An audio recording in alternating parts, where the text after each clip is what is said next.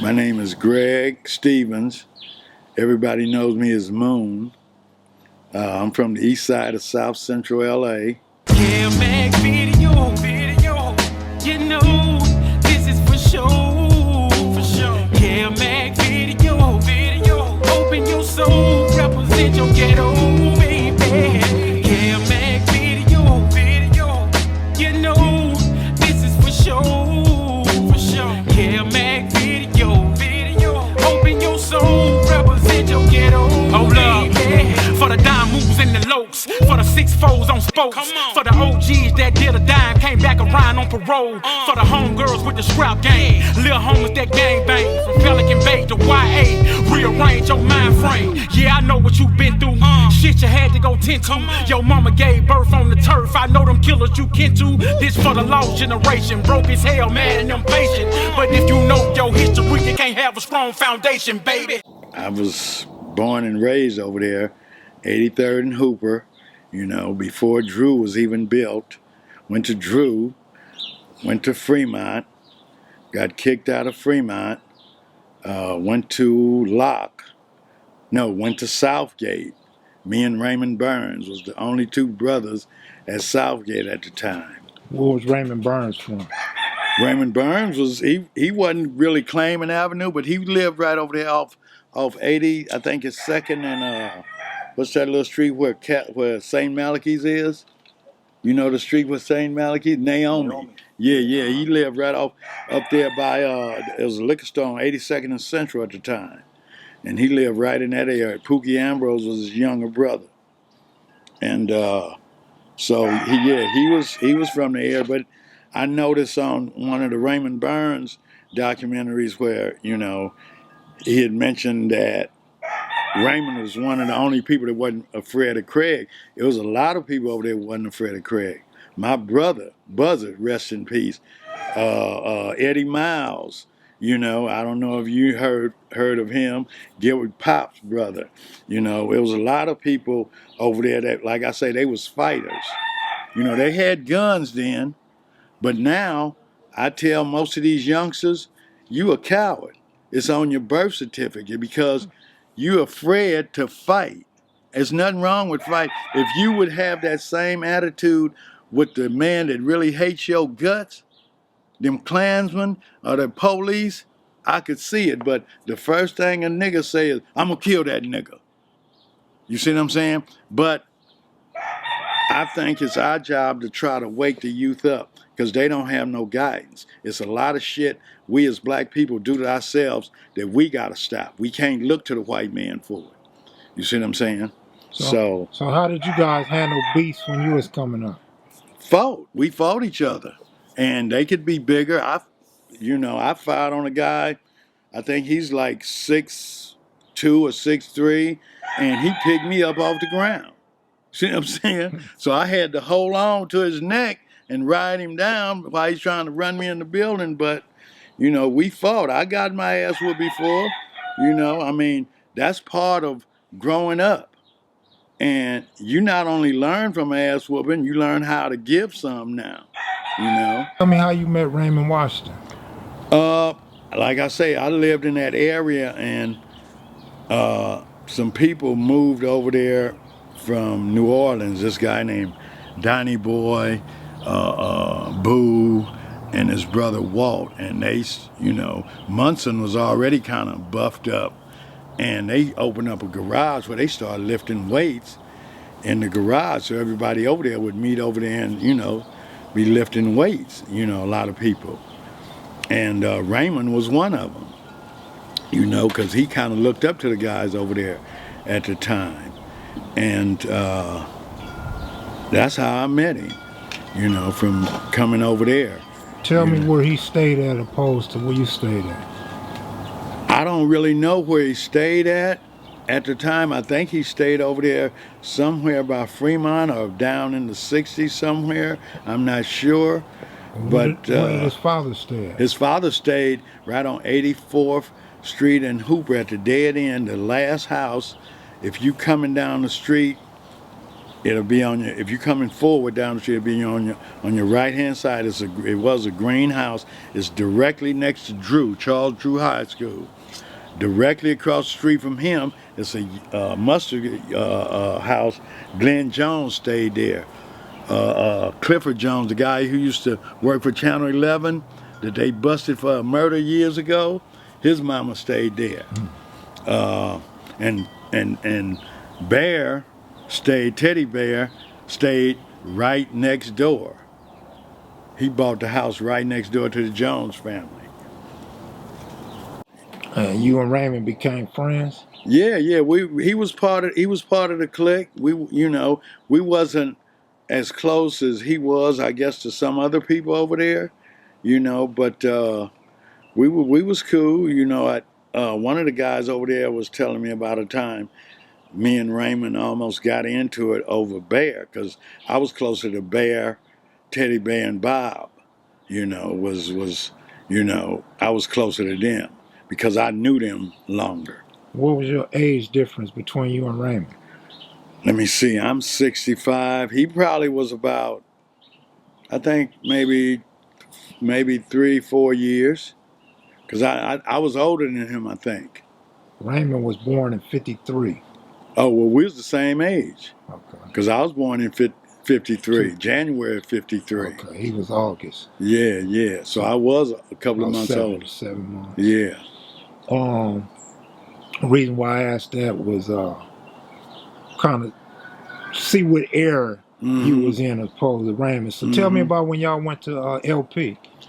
I was in there we didn't go together, but I was in there for breaking in Charles Drew Junior High School and, just throwing food around, just generally fucking up, and got arrested. And I don't know what Raymond was there for. And Victor Adams, there's a guy named Victor Adams that stayed on 87th and Central. Used to be a Kentucky Colonel Chicken there years ago. But he stayed over in that area on the blood side of Central. But it wasn't Bloods then. It was just, he was part of the clique. And me, Raymond, and him were in there. We wasn't in the same unit, but I remember seeing them in there, and a riot started. I don't know who started it, if Raymond started it, but we was all involved, and I wound up getting transferred, I think, to Lake Street, downtown Juvenile Hall or something, and got out and just continued doing what I was doing. I never really learned nothing at school other than to read, write, add, and subtract. Did you go to Drew when Raymond Washington was there? Yeah, I went to Drew. I went to Drew when Drew first opened. Not when it first opened, because I was too young then, because I was going to Russell. But as I say, right next to Russell, it was a field. Drew was a field.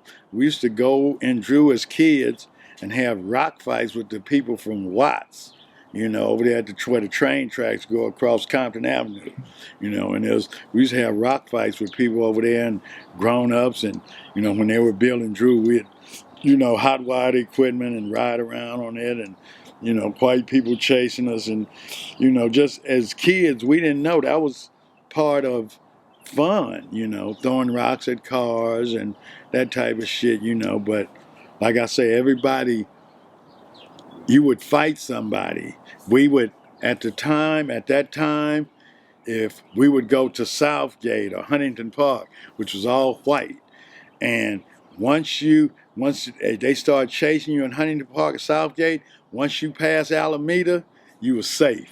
It's the other side of the tracks, because it's Watts. See what I'm saying? So, once you got to them tracks, right, you were safe. Yeah, so it's literally the other side of the tracks. And that's what we used to do as kids. We used to ride bikes down there as kids, and, So you probably went to school with Jamel Barnes? I know Jamel. I remember Jamel before he was buffed. Bobby Lavender. Bobby, I went to school with his older brother, Willie. Willie? Yeah, Willie Lavender. Yeah. Willie was the shit out here. Yeah. Had that big afro. We used to call him Captain Crunch. They say he's the real name behind the Lavenders. Yeah. The Lavender family is big in Watts. Yeah. Yep. So, as a matter of fact, I got a call from him a little bit after his father passed. Oh, okay. You know, he's a lot of the people from my age. Shit, man, they messed up. Yeah. You know, I mean, I'm messed up too. You can't tell. You know, but I mean, for us physically, Right. you know, they can't walk. They got diabetes or whatever. And with me, I credit the health that I have now is because, like I say, I went away at 18, and when I got out, I was 22. I was a different person. So you went to the pen in what year? In 69. And when you got out, the Crips had started. Right. It started when Raymond left the area over there where the avenues was on the east side. Well, he never left the east side, but when he went over further, closer by Fremont in the 60s and 70s over there, that's where he actually started it at, over in that area. And I hear that's where they killed him at, over there. And the reason they killed him, because as I say, they was scared to fight him. They called him up to the cars, what I hear, like on, you know, and shot him. You know, if you bad enough, get out and down him. The youngsters now, their way of fighting is 5-on-1. Why not 1-on-1? What can you do on your own? Why you need all your homeboys to back you up physically? If I don't have a gun or a knife, if me and you got a problem, why can't we settle it fist to fist? You whoop me, cool. If I whoop you, we still cool, but you ain't dead. I ain't dead. Tell me about Victor Adams. He's supposed to have a limp. Yeah, he didn't really have a limp. He just had a funny walk. You know, he was a nice dressing guy. You know, had a brother. I forget his younger brother's name. He stayed off 87th and Central. You know, and he was part of the group too. He claimed Avenue. You know, it was a guy named Charles Jones stayed over on 88th and Wadsworth. He was claiming Avenue. Howard from over in that area on the other side of Central. There's a lot of people down in the 70s that was running with him. Charles Wright, Johnny Boyd, the Boyd family. They knew Craig Craddock, and I forget Craig's older brother looked just like him, you know. What rumors did you hear the name Crips came? How the name Crip came about? I heard that shit on TV about either with a cane or because they was walking with a limp, you know, or something like that, you know, and it started as Cribs. I don't know, you know, because like I say, when I was released, I wasn't focused on none of that shit. Yeah, because, you missed the first 3 years anyway. Right. So I mean, when they lock you up and you realize there's two kind of people that go to jail. It's the kind of go back and forth, and never parole, never discharge. Institutional. Right. And once you reach a certain age, ain't nobody gonna give you no goddamn job. You see what I'm saying? So most people that spend their life in the pen, they get on disability. You see what I'm saying? Because they can't get a job. Tell me where the Crips got stealing leather coats from. The Crips got stealing leather coats from the avenues, which was Monson, Donnie Boy, my brother Buzzard, Teddy Bear, Charles Jones, Howard, a lot of other guys over there, and they were the first ones that started taking leather coats. And Raymond Washington knew that, and I guess once he started the Crips, you know, they carried it on. Yeah, that's just something they learned from. Right. They don't really know the history behind it though, and the history is because the Black Panthers wore leather coats, black tams, and dark shades, and so by Monson, And the Avenues being younger than Bunchy, and a lot of the and Bird, they was younger than Bird too. They started taking other coats, but they wasn't, Black Panthers. They were still teenagers, and once, like I say, they start killing off the black leaders. In the '60s, oh, the government was too cold then. You think Trump is cold, they'd kill your ass for even promoting peace. You think I'm lying? Ask Martin Luther King's people. Ask Gandhi's people. So, Give me some of the names of some of the other guys that ran with Raymond that you remember before in the '60s. It was a guy that was big buff guy named Boo. There was Donnie Boy's younger brother. He ran with him, but he was a coward. He couldn't fight a lick. He turned out to be a big bitch. He knows it, and I hope he sees this, wherever he's at, but he wasn't shit. Did Kenny Carter run with y'all? Yeah, me and Kenny Carter me and Kenny was closer than me and Raymond, or than me and me, Kenny Carter, who was Bobby Sanders, Nathaniel Jackson, Bleep, who was Paul Jackson's younger brother. We all kind of ran together right there on 84th Street. Baby Squab, who he was locked up for 17 years for a bank robbery. Here he is right here on the end there. And we all ran together, but everybody was kind of over there, and when there was a fight and they was around, then they was with us, but we were the younger group, you would hear somebody holler out, Avenue, and the whole group would come together. Tell me about this baby avenues that people claim existed.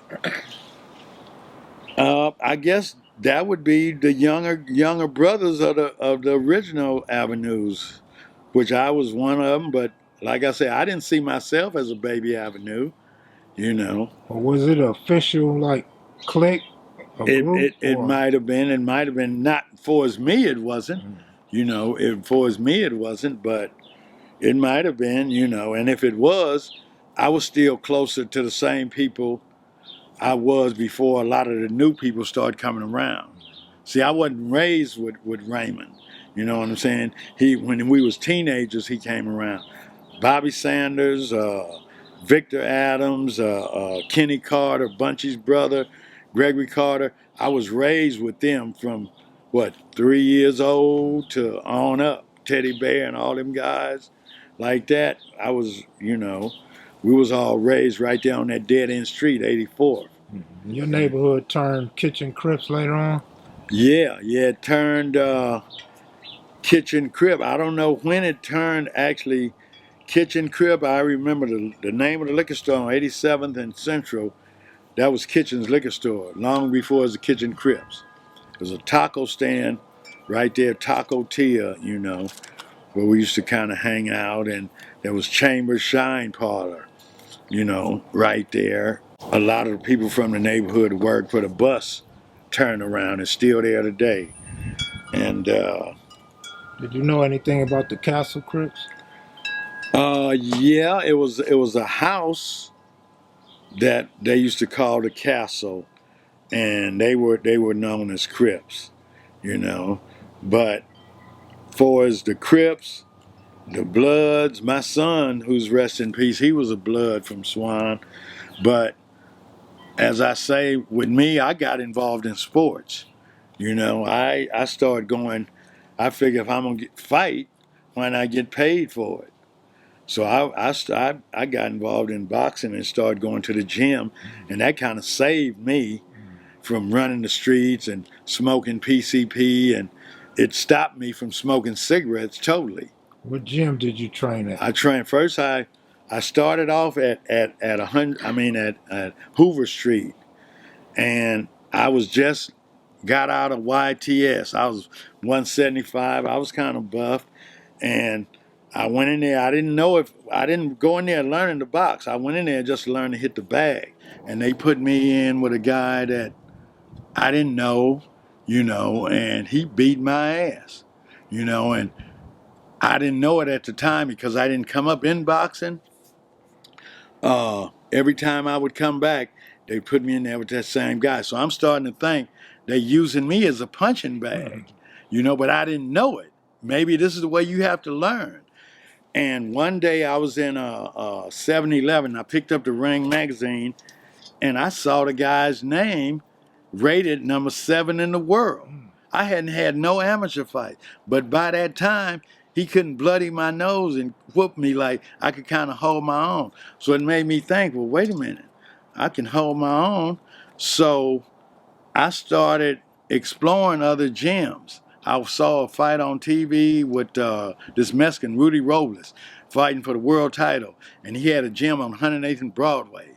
So I went to 108th and Broadway, wandered in there, and met this guy, Percy, little short, bald head guy, that told me, this ain't a game of strength. This is boxing. He ain't hitting you on your muscles. So don't be a punching bag. Be smart. Learn to box. And I tell you this, right now today, he had a kid that was 12 years old that he had been training since he was 8 years old. I was 22 at the time when I started. That little kid kicked my ass. I'm serious. I couldn't hit him with a handful of rice. I was stronger than, but he's dancing. He's boom, boom, boom, boom. And as soon as I hit him, he grabbed me, and danced away. And it showed me that the guy that was training him said, don't always be the aggressor. Don't always be a bull, because the bull loses in the ring. He said, back up, let them come to you. Just because you're the strongest, don't always be the aggressor. And once I started listening to him, people started going down. I started having success. And some of them same fighters over at that other gym, I downed them, and I wound up going all the way up to number 7 in the world. Damn. Beat 2 world champions. I put a man down that Roberto Duran couldn't put down. What was that? Hector Thompson. It's on YouTube. He had 80 some professional fights. 2 world title fights that he had never been knocked off his feet with Antonio Cervantes. Had fought Roberto Duran. I went to Australia, fought him, had his ass down in the 7th round. And at the time, I only had 8 professional fights. What other famous people came out your neighborhood? Roger Mosley, who plays in Magnum P.I., Al Prentice, Bunchy Carter, who Bobby Seale and Huey Newton came down to recruit to start a L.A. chapter of the Black Panthers. And the government was so threatened by Bunchy's influence over the black youth, they assassinated him and John Huggins at a Black Student Union meeting at UCLA. That's fact. That's history. That's tape. And Thurman Durden, who was rated number 3 welterweight in the world. The last guy to beat Mike Tyson as an amateur, he didn't come over there on Hooper, but he was over off San Pedro in the 80s. His name is Henry Tillman. They called him Bay. Who else is over there? Well, Bird is well known, but those are about all the people that I could tell. So there's the guy over there that I saw in a movie, but he never really. I think Judge Joe Brown from over there, ain't he? Somewhere over there. I'm not really sure. I'm not really he sure. He might have came after you. No, he one guy from over there that I didn't really remember, but a friend of mine, Bobby Sanders, was telling me he went to a high class party, and this guy's a judge now, and so I guess he knows a lot of upper class people, and so Bob said he was walking over there to like, hey, what's up, man? Because he remembered him. And some of the people said, wait, who are you? And so the guy that's the judge, now, oh, man, I know him. You know, he's cool. Mm-hmm. You know, but I tell you who else was from, they went to Drew. I don't know. He was from over there. He used to play with the Brothers Johnson, Wayne Bond. He played instrument with the Brothers Johnson. He went to Drew. Brenda Holloway, the singer, she went to Fremont. You know, Patrice Holloway, Patrice Russian went to Locke. Gerald Albright went to Locke. So, you know, all that stuff is over there on the east side. Mm-hmm. Daryl Strawberry went to Crenshaw. Yeah, he did. You know, dog. Yeah. So it's, you know, it's not in that immediate area, but that area give you a lot of character if it don't kill you first.